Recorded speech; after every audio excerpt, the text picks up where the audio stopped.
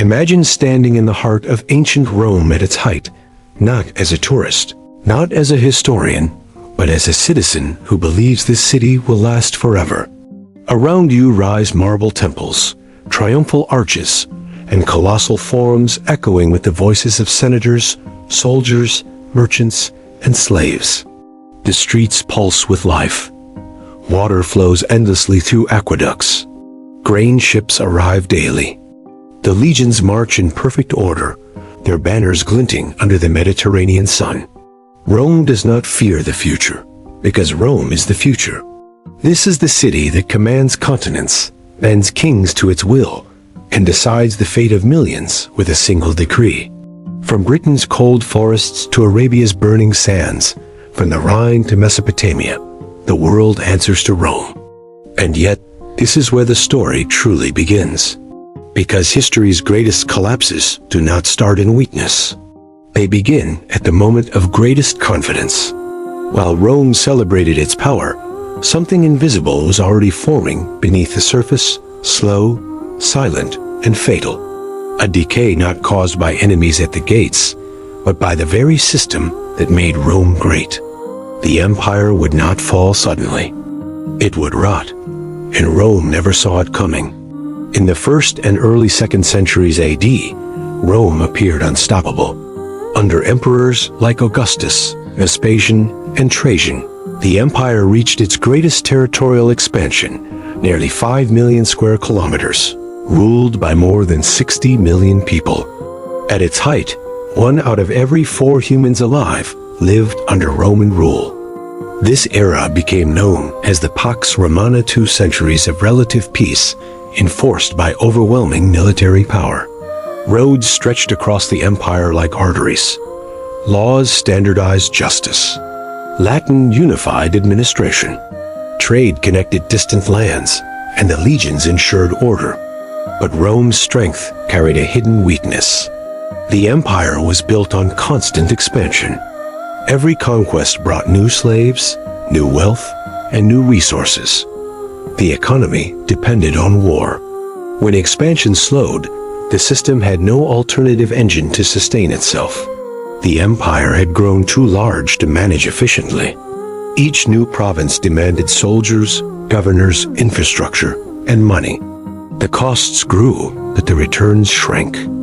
Slavery, once the foundation of Roman productivity, began to fail as conquest slowed. Without new slaves, large estates lost efficiency. Small farmers were crushed by taxes. Urban populations grew, dependent on state handouts. Rome still looked powerful, but it was bleeding internally. By the late 2nd century, the empire faced a silent crisis.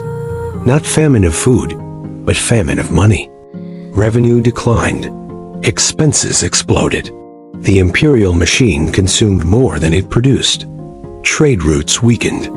Piracy increased. Border conflicts disrupted commerce. Wealth stopped circulating. Confidence eroded. And when an empire loses confidence, its fall becomes inevitable. Rome had reached the summit of power. But from that height, there was only one direction left to go: down. Empires don't collapse when the enemy breaks the gates. They collapse when the money stops flowing. Imagine waking up in Roman Italy and discovering that your coins no longer buy bread. The same silver denarius that fed your family last month is suddenly worthless. Prices rise daily. Taxes never stop. Soldiers demand payment. Officials demand bribes. And the state, once the guarantor of order, offers only empty promises. This was not chaos caused by invasion. This was collapse from within.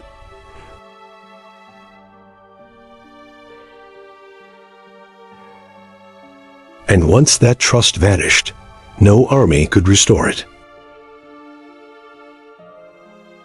Trade slowed. Land was abandoned. Farmers fled. Cities emptied. The imperial system began consuming itself, like a fire starving for oxygen. This was the moment Rome crossed a line, not yet defeated, but no longer sustainable. And from this financial collapse, a new world, darker, more fragmented, began to rise. Rome's economy had always relied on conquest. War brought slaves, tribute, and precious metals. Expansion fed the system. But by the 2nd century AD, Rome had reached its natural limits. There were no rich, undefended kingdoms left to conquer. When the conquest stopped, the problems began. The empire still needed massive funds to pay soldiers, maintain roads, supply cities, and defend borders stretching thousands of kilometers. But without new income, the state turned inward, raising taxes relentlessly. Small landowners suffered the most. Many could not afford the burden and abandoned their farms. Production dropped. Food shortages increased. Entire regions became economically hollowed out. To cover deficits, emperors took a dangerous shortcut: currency debasement. Gold and silver coins were melted down and reissued with less precious metal and more copper. Officially, the value stayed the same. In reality, everyone knew the truth. Inflation exploded. Prices doubled, then tripled. A sack of grain could cost twice as much in a single season. Soldiers demanded higher pay. Merchants refused debased coins. Barter returned. Trust in money collapsed, and with it, trade. The empire entered a vicious cycle. To pay the army, the state debased the currency. Debasement caused inflation. Inflation required higher taxes. Higher taxes destroyed production. Less production meant less revenue, and the cycle repeated, each time more destructive. By the 3rd century, Rome was economically exhausted. Faced with insecurity and oppression, ordinary people sought protection elsewhere. Thousands voluntarily surrendered their independence to wealthy landowners, offering labor in exchange for security. These estates became self-sufficient islands of survival. This was not feudalism yet, but it was its birthplace. The Roman state was no longer able to protect its citizens. Justice became local. Power became personal. Loyalty shifted from empire to landlord. Rome still ruled on paper, but in reality, it was dissolving. And as the economy collapsed, something else began to fracture authority itself. Rome once ruled the world because its legions obeyed one command. Now imagine those same legions turning their swords inward, not against invaders, not against rebels, but against Rome itself. From one end of the empire to the other, soldiers no longer fought for stability. They fought for emperors who would not survive the year. Power changed hands at the point of a blade. Loyalty was sold to the highest bidder, and the throne became a death sentence. This was not decline. This was implosion. While borders burned and cities begged for protection, Rome's armies marched against other Romans. Provinces tore themselves apart. The empire that once unified continents fractured into rival camps, each claiming legitimacy, each destroying what remained of imperial order. The greatest enemy of Rome was no longer beyond the frontier. It wore Roman armor. In 235 AD, Emperor Alexander Severus was murdered by his own troops. His death marked the beginning of a nightmare that would last nearly 50 years, an era historians later named military anarchy. During this period, more than 20 emperors rose to power. Most ruled for months. Many were assassinated. Some were killed by rivals. Others fell in battle. Almost none died peacefully. The legions had discovered their power. Any general with enough troops could claim the throne. Soldiers proclaimed emperors in frontier camps, on battlefields, even in taverns. The Senate's authority collapsed. Law became irrelevant. Violence became the political language of the empire. Civil wars erupted constantly. Entire legions were withdrawn from borders to fight rival Roman armies. Frontiers were left exposed. Fortresses stood empty. The empire bled itself dry. As armies clashed, cities suffered. Soldiers, unpaid and desperate, looted Roman towns like foreign enemies. Villas were burned. Fields were trampled. Civilians fled or hid behind walls that no longer offered safety. The population began to fear Roman troops as much as barbarian raiders. Imperial authority evaporated. Taxes were collected brutally, but inefficiently. Officials enriched themselves. Justice became arbitrary. Corruption spread unchecked. The historian Zosimus would later write that Rome seemed to be devouring itself, and he was right. Power no longer symbolized order. It symbolized survival. By the late 3rd century, the empire existed in name only. Different regions followed different emperors. Gaul, Britain, and Hispania even broke away temporarily, forming their own Roman states. Rome was still standing, but unity was gone. To save the empire, drastic change was needed, and so Rome made a decision that would alter its destiny forever. It split itself in two. For centuries, Rome believed it was eternal. One empire, one authority, one world. But when survival replaced ambition, Rome made a choice that would change history forever. Not a surrender, not a defeat, but something far more dangerous: division. In an age of chaos, splitting the empire seemed logical, practical, even brilliant. 2 rulers instead of one. 2 armies instead of one. 2 centers of power to manage an empire too vast for any single hand. But Rome did not simply divide its administration. It divided its soul. From that moment on, the empire would never truly act as one again. What was meant to save Rome instead revealed a fatal truth. The empire could no longer exist as a unified force. And once unity is lost, decline becomes permanent. Main narrative approximately equals 350 words. In 285 AD, Emperor Diocletian confronted reality.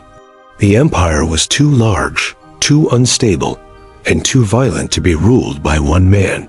His solution was radical: the Tetrarchy. The empire would be governed by 4 rulers: 2 senior emperors called Augusti, and 2 junior emperors called Caesars. Each controlled a portion of the empire, commanded their own armies, and ruled from separate capitals. Rome was no longer the center. Power shifted closer to the frontiers, where threats were immediate. In practice, the empire began functioning as 2 distinct worlds: the Latin West and the Greek East. At first, the system worked. Civil wars slowed, borders stabilized, administration improved. But the unity of Rome had been broken. After Diocletian's abdication, power struggles returned. The Tetrarchy collapsed into renewed civil wars, and eventually the division hardened into permanence. The East and West were no longer equals. The Eastern Empire, wealthier, more urbanized, and better connected to trade routes, thrived. Cities like Antioch, Alexandria, and Constantinople generated revenue, manpower, and stability. Its borders were shorter and more defensible. The Western Empire, by contrast, faced constant disaster. Its cities were poorer, its population declined. Its harvests were unreliable. Its army was underfunded and overstretched. Britain was abandoned. Gaul and Hispania burned. Italy itself was no longer secure. Rome, once the heart of the world, became a symbol without power. While the East strengthened its defenses and bureaucracy, the West relied increasingly on foreign soldiers, barbarians, recruited into Roman service because there were no alternatives left. The empire had not fallen yet, but its balance was gone. The East could survive, the West could not. And into this fragile, divided world stepped the people Rome had always dismissed with a single word: barbarians. Rome had always believed the world was fixed. Borders were lines on maps. People stayed where they belonged. Order flowed outward from the empire. Then the world began to move. Not armies, but entire nations. Men, women, children, wagons, livestock, hundreds of thousands of lives in motion. Driven by fear, hunger, and forces Rome could not see. The old world was shifting beneath the empire's feet. Rome stood frozen, unable to adapt. This was not invasion in the traditional sense. It was a human tide, and Rome was standing in its path. The late 4th and 5th centuries were defined by migration on an unprecedented scale. The catalyst was the rise of the Huns. They were nomadic horsemen from the Eurasian steppes, whose speed and brutality destabilized every society they touched. As the Huns advanced westward, Germanic peoples were pushed from their homelands. Goths fled en masse. Vandals fled en masse. Suebi fled en masse. Alans fled en masse. They did not flee to conquer Rome. They fled to survive. Rome still appeared wealthy, still structured, still powerful, but it was hollow. The empire lacked the administrative capacity to absorb these populations. It lacked military discipline. It lacked economic resources. Officials were corrupt. Governors acted independently. Supplies were insufficient. Negotiated settlements collapsed into violence. Once inside Roman territory, migrant groups were supposed to farm land. They were supposed to serve militarily. Instead, they were starved. They were exploited. They were isolated. The imperial system no longer functioned as promised. The result was fragmentation. Barbarian groups began acting autonomously. They were no longer Roman allies. They became independent powers operating inside Roman borders. They negotiated as equals. They threatened as equals. They fought as equals. Then came Attila. Under his leadership, the Huns transformed into a continental empire. Attila was not a mindless destroyer. He was a strategist. He extracted tribute from Rome. He played emperors against each other. He struck where resistance was weakest. In 451 AD, Attila invaded Gaul. A desperate coalition of Romans and barbarians confronted him. The force was led by the Roman general Flavius Aetius. They halted Attila at the Battle of the Catalonian Plains. It was a tactical stalemate. It was a strategic relief. Rome had survived barely. The following year, Attila invaded Italy itself. Cities fell. Refugees flooded south. Panic spread. Rome prepared for the worst. Then history turned strangely quiet. Pope Leo I met Attila personally. No one knows what was said. What matters is what happened next. Attila withdrew, but Rome's survival was psychological, not structural. The fear remained. Confidence was gone. 2 years later, Attila died. His empire disintegrated almost overnight, but the damage was done. Rome had faced the storm and cracked. The final collapse was no longer a question of if, only when. When Romans spoke the word barbarian, they did not mean invader. They meant outsider. Anyone who did not speak Latin or Greek. Anyone who did not follow Roman law. Anyone who lived beyond the empire's borders was labeled with the same dismissive name, as if millions of people could be reduced to a single threat. But Rome's greatest mistake was believing those people were distant. They weren't at the gates. They weren't crossing the borders. They were already inside the empire, wearing Roman armor, marching under Roman banners, defending Roman cities. Rome did not fall because barbarians suddenly appeared. Rome fell because it built its survival on people it never truly accepted and never stopped exploiting. And when loyalty finally snapped, the consequences were catastrophic.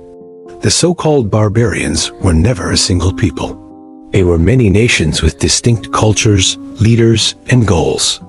Goths, Vandals, Franks, Saxons, Alans, each with their own histories and ambitions. Many had served Rome for generations. By the 4th century, Rome relied heavily on foederati entire barbarian groups settled within imperial territory in exchange for military service. They defended borders. They fought in Roman wars. They filled the ranks of an army Rome could no longer afford to recruit from its own population. On paper, this was partnership. In reality, it was inequality. Barbarian soldiers were often underpaid, poorly supplied, and treated with suspicion. Promises of land went unfulfilled. Provisions were withheld. Roman officials extorted, abused, and humiliated them. Yet Rome had no alternative. Its own citizens avoided military service. Its treasury was empty. Its borders were vast. The empire survived by borrowing strength from people it refused to trust. The tension grew quietly. Then the Huns arrived. From the steppes of Central Asia came mounted warriors faster and more brutal than anything Europe had seen. Their arrival shattered the balance of power beyond Rome's borders. Germanic tribes were crushed, displaced, or absorbed. Entire peoples fled westward. In 376 AD, tens of thousands of Visigoths reached the Danube, begging Rome for refuge. They were not invaders, they were refugees. Rome agreed to let them in. Then it betrayed them. Roman officials sold food at extortionate prices. Children were traded for scraps. Families starved. Desperation turned into rage. The Visigoths revolted. 2 years later, Emperor Valens marched against them near the city of Adrianople, confident, unprepared, alone. The result was one of the worst defeats in Roman history. Valens was killed. 2/3 of his army was destroyed. For the first time in centuries, a barbarian force had annihilated a Roman field army. The illusion was gone. Rome was no longer the master. It was no longer invincible. And worse, the barbarians had learned it too. Rome had survived fires, civil wars, assassinations, and invasions. It believed it would survive this too. But the fall of Rome did not arrive with thunder or a final heroic stand. It came quietly through broken gates, empty streets, and a city that no longer recognized itself. The world did not end in flames. It ended in silence. For centuries, Rome had been the center of gravity for the known world. To imagine it defeated was unthinkable. To see it looted was unimaginable. And yet, an unimaginable moment arrived. Not once, not twice, but again and again. Each time, Rome lost something it could never recover. In 410 AD, the unthinkable happened. Alaric, king of the Visigoths, once a Roman ally, entered Rome. For 3 days, his troops looted the city. The sack was restrained by later standards. Churches were spared. Mass slaughter did not occur. But the psychological damage was devastating. Rome had not been taken by a foreign enemy in nearly 800 years. Saint Jerome, writing from Bethlehem, captured the shock in a single sentence. The world is collapsing. The illusion of eternity was gone. 45 years later, in 455 AD, Rome was sacked again, this time by the Vandals. Arriving by sea from North Africa, they looted the city for 14 days. Ark was taken, gold was taken, statues were taken. Sacred objects were stripped away. The damage was so complete that the word vandalism would forever be associated with destruction. Yet even after this humiliation, the Western Empire continued to exist barely. Emperors came and went. Power rested not in Rome, but in the hands of barbarian generals who ruled in the emperor's name. Finally, in 476 AD, the end arrived without drama. A teenage emperor named Romulus Augustulus was deposed by the Germanic leader Odoacer. No great battle followed. No last stand. The imperial insignia were sent to Constantinople. The Western Roman Empire was over. But Rome itself did not vanish. Its laws shaped medieval kingdoms. Its language became the foundation of Europe's tongues. Its roads guided armies for centuries. Its religion transformed the continent. The empire fell, but its shadow endured. Rome did not die in a single moment. It dissolved, slowly, inevitably, from within. And in its ruins, a new world was born. Empires rarely fall because of one enemy or one mistake. They fall because they forget what made them strong and fail to adapt when the world changes. Rome ruled the world. Then the world moved on, and Rome was left behind. If this series changed how you see the fall of Rome, subscribe, share, and comment on which moment you believe truly marked the end. Because every empire leaves a lesson, and Rome still speaks.